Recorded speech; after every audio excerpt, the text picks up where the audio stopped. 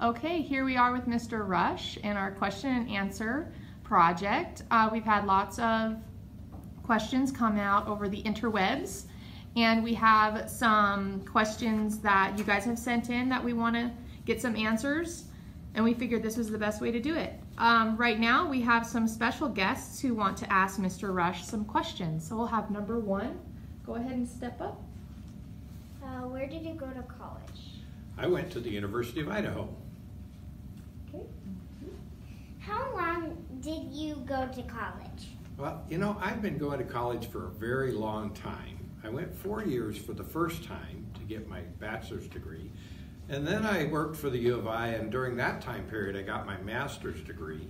And then I went back and got a specialist degree. And do you know that I went to college this spring and got 3 more credits? So I'm still going to college. How many altogether would you say? I have 3 degrees and probably 200 credits. Wow. What was your favorite subject in school? My favorite subject in school was speech. I like speech. How long did you teach? Well, I taught for 4 years in high school, middle school and high school. And then I actually was at the University of Idaho, not teaching full-time, but I actually taught 2 courses for 6 years for the university when I was up there also. What was your favorite subject to teach? My favorite subject to teach was probably speech also, although I liked anatomy and physiology of livestock. Was being a superintendent your dream job growing up? Never. My dream job growing up, I don't know if I really had one. I graduated from the University of Idaho and decided I didn't want to do any dream jobs, so I went to be a plumber in Southern California. There you have it. Do you have a surprise question for him? Who's gonna go first? Okay, what's your surprise question? If you had a superpower, what would it be? A superpower, what it would be? It would be a power that would make all students believe that they could succeed. Wow, that's a good answer. Okay. Who was your favorite superhero when you were a kid? My favorite superhero when I was a kid. Boy, I don't even remember. Probably Spidey-Man. Yes. All right, good job, kids. Thank you very much for your questions. You guys did a great job. Now on to the grown-up questions. Oh boy. Here goes. First, what is the difference between a bond and a levy? A levy is a pay-as-you-go program that's really designed to, we like to say levies for learning, bonds are for buildings, but it's really about just paying for the operational costs. So whether they're paying for teachers or programs that we want to do or curriculum that we want to purchase or maintenance of buildings, those types of things. But it's just each year you get so much money and that's how much money you have to spend. A bond is really just like a mortgage. So you're actually borrowing money to build a building. And so it's for big expenses. You don't want to use a bond for small expenses. It's for major expenses and major things that you want to accomplish. Wonderful. What if the levy fails? What will happen? Well, this has actually happened to us once, and we had to go out and rewrite a budget. That means we'll go into our budget and reduce our budget by $1.5 million. What does that mean? Well, there'll actually be reductions in staff. We'll actually have to lay off staff. We have in the levy is paying for a few teachers, paraprofessionals, those types of positions that we have. We'll not be able to purchase curriculum next year and get new science curriculum and those types of things. We have a bunch of items in our levy. For example, we want to increase the safety in our buildings. So we have electronic locks we want to start putting on doors and those types of things for safety in buildings. And those items we won't be able to do. So we will cut out a lot of those items and some of the things you have to spend money on. For example, some of the paraprofessionals are for special ed students, and we're probably required by law to provide those. So we'll have to cut in other areas to make that happen. Once the levy is passed, can the board change their mind about how they want to use the levy monies, or are they restricted to use it for only that purpose and in that purpose that they would need it for? Yeah, actually, the board can use the money as they see fit. However, we've been very careful, and our boards have been very careful over the past few years to make sure that what we've said we're going to spend in the levy, we spend in the levy. And so we're very careful about that. But there are times when you realize, oh, there's a cheaper way to do this, or we can't quite do it in the timing we thought, so we have to slow it down, or we may speed it up, or those types of things. So there are those types of changes that you can accomplish. And oftentimes you're going out to bids, and so the bids may come in a little less or a little higher, so you have to make adjustments as you go through that. But we really want to accomplish what's in the levy. So the items that were there, when the levy's passed, we'll actually start advertising. As a matter of fact, some of these planes we've already opened, we haven't hired yet, but we've opened so that we can get good applicants. And then we will just start hiring once we get that put together. We have a new roof, repair to the roof at Sweet, and we'll go through the bid process and open those so we can accomplish it during the summer. So you got some timing things you have to do, but we'll move quickly on it if it passes.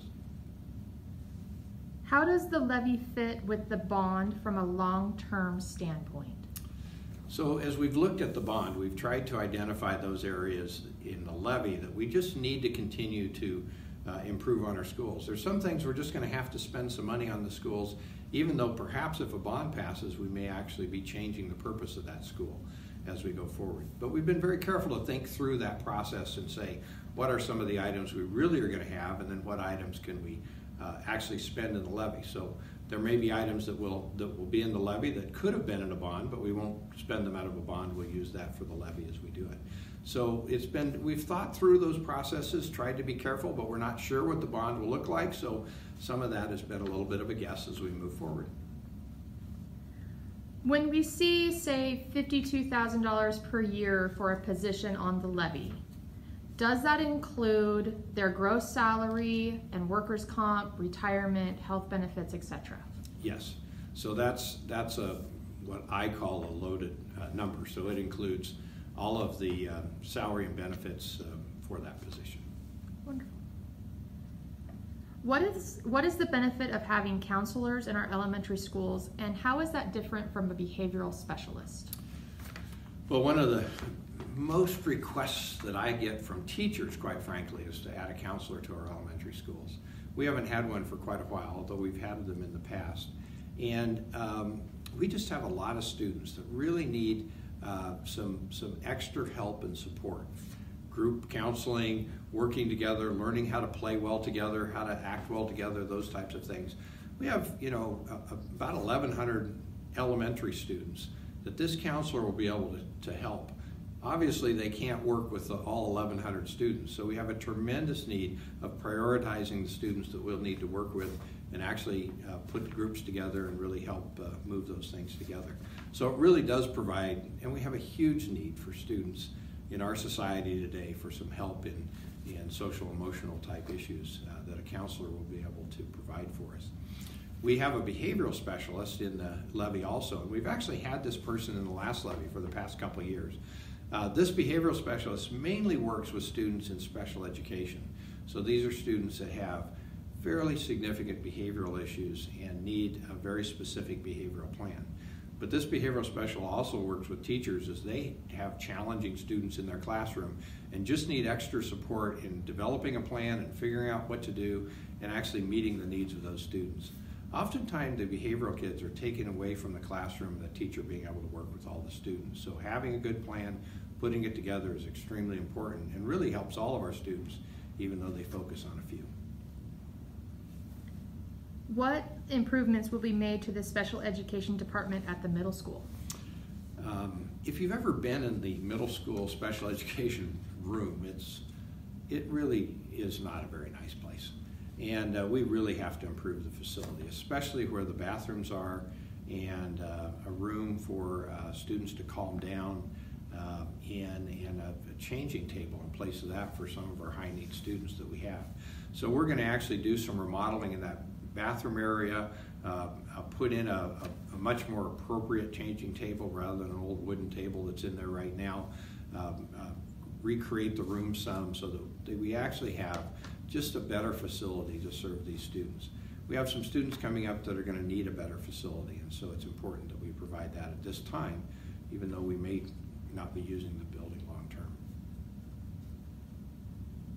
What is new in curriculum, and how is it different than what is in the classrooms now? Well, textbooks wear out first. Let's just understand that's part of the problem. So if you have a few hundred kids that go through and open textbooks and use it for a year, and then you got the next kid comes along, pretty soon the textbooks wear out. And so one of the things that happened during the Great Recession is that schools stopped buying curriculum.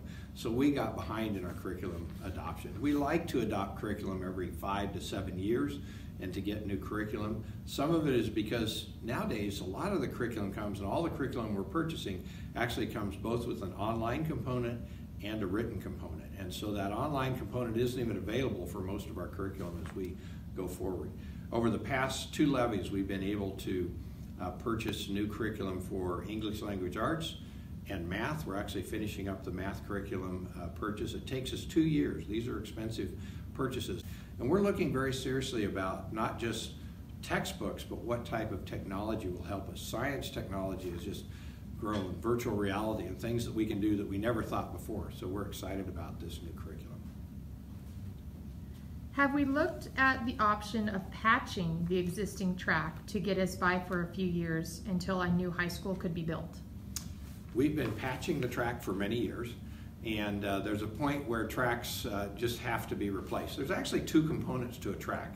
There's an underlayment that you have to put down, which is essentially asphalt that you put down as a solid base, and then you cover that with a track material. We've been patching the track material for some time, but what we're noticing is that the damages actually start going through. And if you don't come in and take the rubber off and replace it fairly soon, we're going to have to replace the entire base, which means the cost will go up significantly. So yes, we do a lot of patching. We try to keep it up as much as possible, but there is a point, and I think we're at 14 years, and the recommendation is around 8 years to keep replacing tracks. So we're way over the time that we should. It's really time to replace it. The other thing is, one of the proposals is to actually use the middle school, and that track could be used for middle school students. So it wouldn't be not used at all. It would continue to be used. What happens if the levy passes and something they have budgeted for, and they're working on something they've budgeted for, but then all of a sudden something unexpected comes up? Where will that money come from to fix it?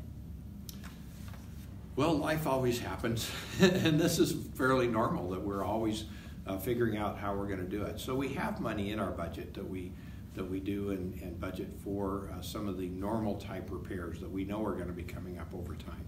And we're anticipating those repairs. So we've tried to anticipate what are the things we need in the budget, not.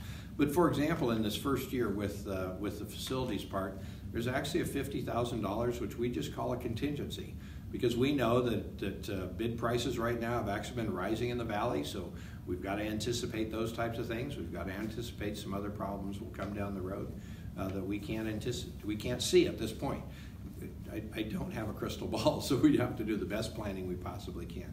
So we build in contingencies in ways so that we can handle these challenges when they approach us. Wonderful. Well, those are all the questions that we have. Anything else that you'd like to add? I'd just like to encourage people to come out and vote. There is some really important items in this levy that will be a tremendous benefit to our school district. Wonderful. Thank you for your time, Mr. Rush. Thank you.